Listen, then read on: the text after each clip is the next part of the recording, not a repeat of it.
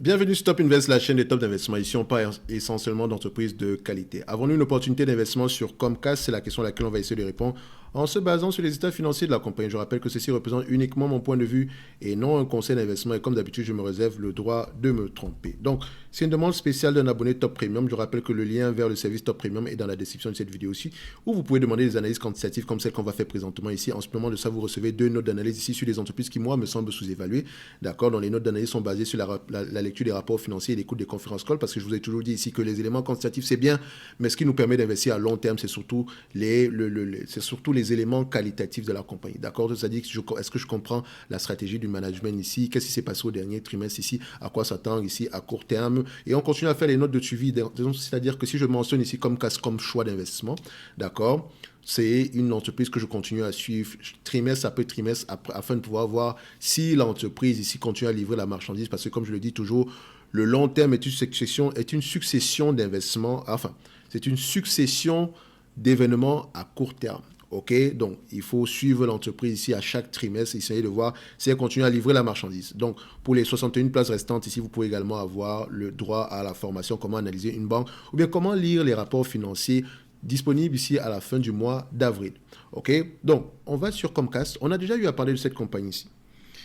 Et j'ai même fait une note d'analyse que j'ai partagée, je pense, sur une vidéo sur Comcast ici. D'accord? Je ne sais pas laquelle. Donc, on peut mettre ici Comcast. OK? Parce que quand je dis à parler quantitativement d'une entreprise, ce qui m'intéresse parfois également intellectuellement, c'est intéressant d'aller regarder au-delà des chiffres, en fait. Qu'est-ce qui se passe dans cette compagnie-là? Pourquoi est-ce que le marché nous propose cette compagnie-ci à ce prix-là? Je pense que j'ai les éléments que j'ai mentionnés ici. Je pense que ce sont encore les éléments qui sont présents en date d'aujourd'hui. Je ne vais pas revenir dessus. Si ça vous intéresse, allez-y relire ça ici. Et après, si ça me pique, je pourrais refaire une autre note d'analyse ici. Mais bon, en ce moment, je n'ai pas trop le temps. Mais voilà, donc ça reste à peu près la même chose, le même type de problème à ce niveau-ci. Ça n'a pas trop changé depuis le temps. OK? Mais on va aller sur le plan quantitatif ici aujourd'hui. Et je rappelle que tant qu'il y a ces petits soucis-là, il y a de fortes chances que le prix n'aille pas très loin non plus. Mais les analyses continuent avec assez optimistes sur cette compagnie-ci. On peut également constater que les analystes ont tendance à avoir raison ici. Donc, ils ont tendance à avoir raison, d'accord? Donc, ça veut dire que c'est un business également qui est à peu près stable. OK? Quand on compare les net income ici et les free cash flow. Et je rappelle qu'en termes de free cash flow, elle va avoir tendance à investir massivement sur les années à venir. OK? Pour ceux qui ne savent pas. Parce que j'ai souvent du mal à parler d'une compagnie ici uniquement en regardant les chiffres. Donc, cette compagnie-ci, en fait, c'est plusieurs entités en une. On a de la câble-distribution. Quand je dis la câble-distribution, c'est vous avez Internet et vous avez le câble, donc la télévision. Vous avez également un segment média, ok? Donc, c'est-à-dire que des chaînes de télé, d'accord? Vous avez, bon, Sky, c'est à peu près la même chose, hein, sauf que c'est comment on appelle ça? Sauf que c'est en Angleterre, si je ne me trompe pas. Vous avez également des parcs d'attractions. Ok, donc vous avez également des studios, donc elle fait également des films, des choses comme ça. Donc c'est assez complexe à analyser. C'est vraiment le secteur, vraiment, quand je dis assez complexe, il y a plusieurs entités en une ici, d'accord? Et chacune de ces entités peut avoir ses propres problèmes ici. Notamment, par exemple, si on parle des theme parks ici, ils ont fermé pendant la période de Covid, donc il y a dû avoir un certain ralentissement ici. D'où, quand vous voyez une croissance de 49% ici, mais attention, peut-être qu'on revient à peu près à une certaine moyenne par rapport à ce qu'on avait précédemment ici, vu que le Covid était passé par là. Quand vous allez regarder, par exemple, le segment Sky, c'est peut-être un segment qui est en pleine reconfiguration ici. Le segment, par exemple, Cable Communication, c'est peut-être un segment qui sent en ralentissement. Donc, faites attention ici. Il faut également voir qu'elle essaye de percer dans le domaine du streaming, notamment avec son offre ici. Je pense que c'est Hulu, si je ne me trompe pas. Mais Hulu, ici, il y a un problème avec Hulu. Soit c'est Hulu, soit c'est... Parce elle a Peacock et elle a Hulu. Je pense que Peacock appartient à cette compagnie ici. Donc Peacock, c'est écrit P-I... Peacock, c'est ça? C'est ça? Est-ce que c'est ça? Bref, je pense que c'est ça, hein, c'est comme ça que ça s'écrit, je ne sais pas. Bref, à la fin de la journée, elle a à peu près une offre ici qu'on appelle Peacock, si je ne me trompe pas. Je vais aller voir. Voilà, Peacock TV, je pense que ça appartient à NBC Universal. NBC Universal ici qui appartient à Comcast. Il y a également le segment Hulu, ok? Et Hulu ici, Hulu appartient à Comcast et Disney. Et dans Hulu, vous allez voir ici que Disney a 67%, Comcast a 33%. Et Disney a l'obligation de racheter les parts de Comcast à un certain prix et à une certaine date. Je pense que la date est presque arrivée à échéance ici. Et là, vous allez voir que c'est assez élevé quand même. Parce qu'en réalité, Disney n'a plus besoin d'Hulu. Ça, c'était avant que on ne lance Disney+, etc. Or, vous allez remarquer que les deux ont Hulu ensemble. Mais chacune d'elles a également son segment de streaming. Comment ça va se passer? C'est très drôle. C'est assez drôle ici. Je ne sais pas comment ils vont faire ça, mais c'est à l'avantage ici de Comcast. OK? Donc, vous devez voir ici qu'elle essaie de percer le segment du streaming, etc. Donc, c'est assez compliqué. Bref, on revient ici. On va parler essentiellement ici d'éléments quantitatifs. Donc, j'ai besoin de la dette nette. Donc, je vais aller regarder la dette nette ici, dépendamment de ce qui est affiché sur Zone Bourse. Comme je l'ai toujours dit, vérifier la dette nette sur plusieurs plateformes ici, parce que parfois, il peut y avoir certaines variations. On a 90 milliards à ce niveau-ci. Quand je vais voir ici Comcast, qu'est-ce qu'on me propose ici comme dette nette? Alors, Comcast, Financial, OK. Et voilà, quarterly, on a ça, la dette nette ici, 90 milliards. OK, on a une dette nette de près de 90 milliards. Et vous savez que moi, j'aime regarder le nombre d'actions ici. Si j'ai une dette nette aux alentours de 90 milliards, je vais mettre 90 milliards pour faire simple. On ne va pas se casser la tête avec les 62 millions au-dessus là. Ça ne va pas changer grand-chose. Donc, je prends la dette nette ici, le nombre d'actions, on a à peu près 4 milliards 323. Je prends ici 90 milliards divisé par 4 milliards 323. Ça donne ici au total 20 dollars l'action. Donc, disons, on va l'arrondir à 21 dollars l'action de dette nette. OK. En termes de PER, le marché paye combien de fois les bénéfices pour ce business-ci? Alors, on va prendre ça comme ça. On va d'abord vérifier les net income et les free cash flow si on parle le même langage. Vous voyez ici que les free cash flow et les net income ont tendance à aller dans le même sens. Donc, les free cash flow sont même encore plus stables que ça. Donc, je prendrai ici les price to free cash flow. Price to free cash flow ici. Ça reste un rendement.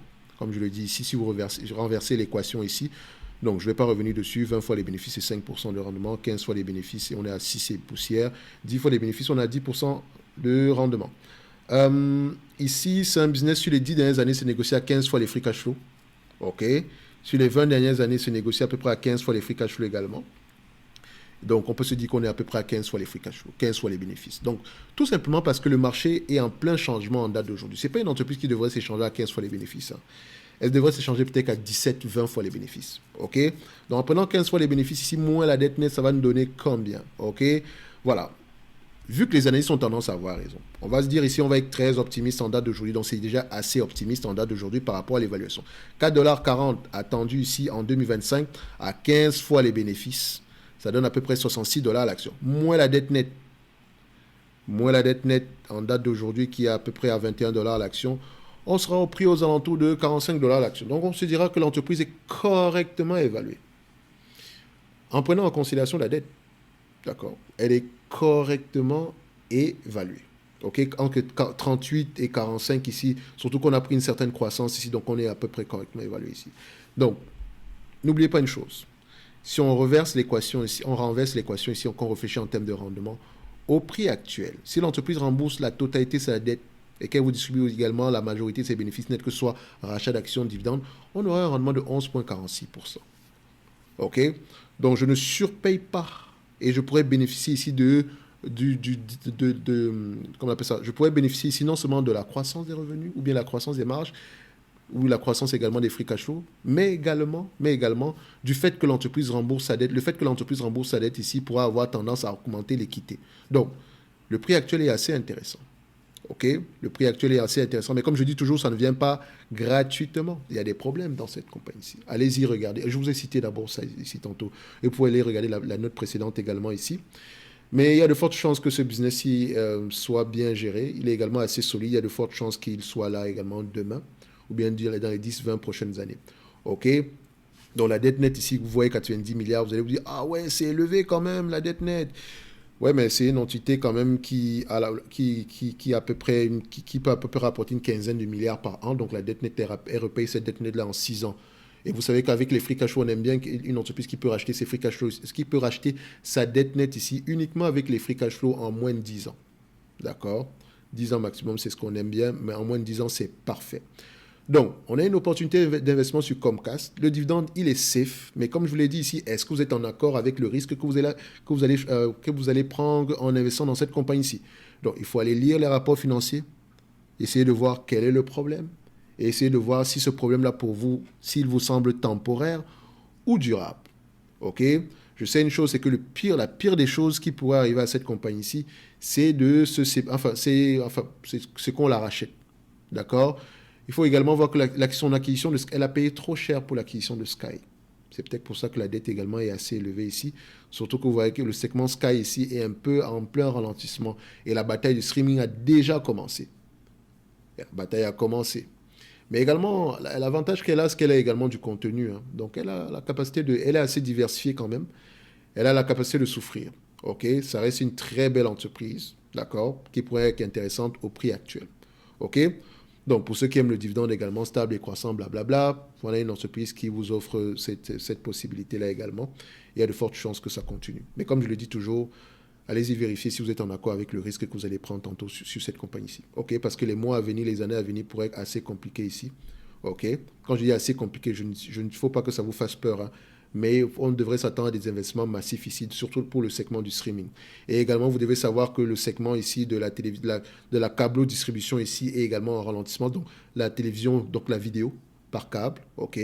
Maintenant, les gens préfèrent plus ici, voilà, avoir juste Internet et faire du streaming, utiliser le streaming ici. Donc, techniquement, on n'a pas besoin d'une chaîne de chaîne de télévision par câble ici, d'accord? Donc, je pense que Comcast également un segment Internet ici. Donc, elle fournit également un service Internet. Donc, ce qui pourrait également compenser la perte de certains abonnés ici au niveau de la télévision par câble. OK? Donc, les amis, on va se donner rendez-vous sur la prochaine vidéo. N'oubliez pas, en lien dans la description de cette vidéo, vous avez le service Top Premium. Si ça vous intéresse, venez nous retrouver à ce niveau-là. D'accord? Ça reste intéressant d'avoir du Comcast en watchlist au moins. Sinon, au prix actuel, c'est également toujours intéressant. OK? Mais on sait également qu'on aura une entreprise qui va avoir tendance à souffrir dans les mois à venir. En tout cas, tant qu'il y a la guerre du streaming ici, il y aura toujours des nuages gris à l'horizon. D'accord? Mais c'est un business qui a la capacité de souffrir. Et peut-être également, on aura quelques milliards qui vont tomber de la part de Disney. Allez-y creuser ce côté-là. Je sais qu'il y a un deal pareil entre les deux entités. Mais Disney va être forcé à racheter Hulu. Maintenant, est-ce que Disney veut racheter Hulu? C'est la question qu'on va se poser. Alors, on va se donner rendez-vous sur la prochaine vidéo. D'ici là, portez-vous bien. Merci.